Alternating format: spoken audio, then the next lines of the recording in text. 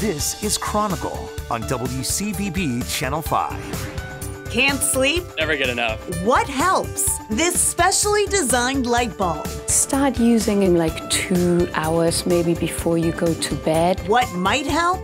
Somnox, the sleep robot. Its artificial deep breathing synchronizes with users.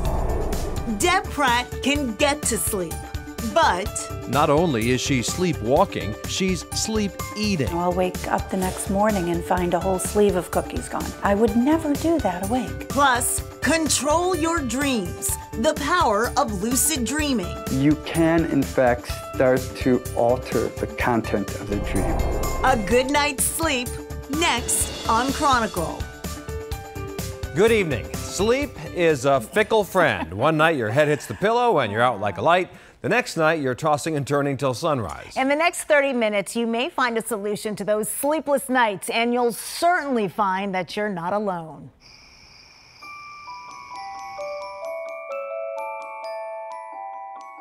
Most people need 7 to 9 hours sleep. But countless studies show Americans aren't getting those hours. I function with 6 hours of sleep. I'm not sure I feel rested. Never get enough. I would say maybe 5 to 6. Roughly about 6.5. I mean, I could do better, but I wouldn't say, I can function. Dr. John Winkleman, chief of the Sleep Disorders Clinic research program at Mass General, says the signs of sleep deprivation are all around us. People are drowsy. They're falling asleep in meetings. They're falling asleep while reading. They're falling asleep in the tea or driving home. Drowsiness is not the only consequence. Lack of sleep can take a toll on one's health.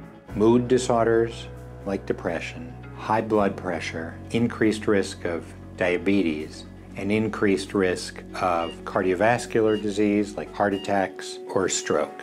People have even investigated whether sleep deprivation can lead to cancer. And I think the jury is out on that. One thing we do know, daily life is stressful. And that stress can chip away at precious sleep hours. Could be excessive work demands, family demands. Like? Well, we have 6 kids, so we don't sleep very often. I feel like with 6, I'm pretty drained. Young parents are in the trenches with respect to sleep because children wake up at night and they may go right back to sleep, and then it may be harder for the parent to go back to sleep. And it's certainly a time where people are going to be sleep deprived.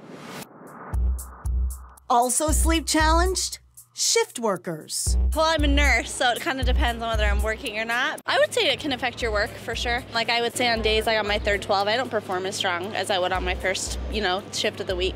According to the National Safety Council, sleepy employees are estimated to cost employers $136 billion a year in health-related lost productivity due to workplace errors, accidents, and healthcare costs. It does influence job performance. And for people who are working in the medical field, where medical errors can have significant consequences, it is a definite concern. And there are regulations for at least house staff, residents, in terms of the number of work hours that they can be present continuously.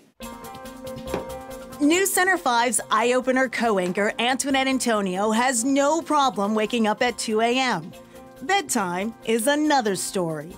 I should be going to sleep at about 6 o'clock at night, but realistically, after doing everything that needs to be done by a working mom, I go to sleep probably about 8:30, 9 o'clock at night. If you're out the door right now, stay up to date with our WCVB app. Back at home after work, Antoinette takes time to recharge and reset. I do rely heavily, though, on taking naps. Naps have been my saving grace. Tech company HubSpot in Cambridge also embraces naps in the office. We've had the nap room since 2013. HubSpot's director of recruiting, Becky McCullough, says their nap room books up fast. Our employees have lives outside of work, and we want to make sure that they're able to bring their whole selves to work.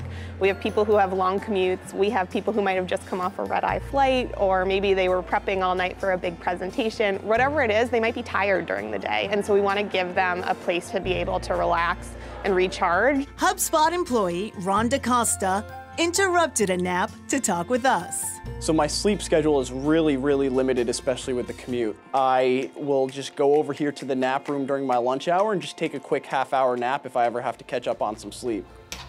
DaCosta has no hesitation catching some Z's in the middle of the day, 20 feet from his desk. I kind of start to crash around lunchtime, so that's really perfect to just come in here. It's a good break for the day, and I wake up really energized and am just ready to start a strong second half of the day.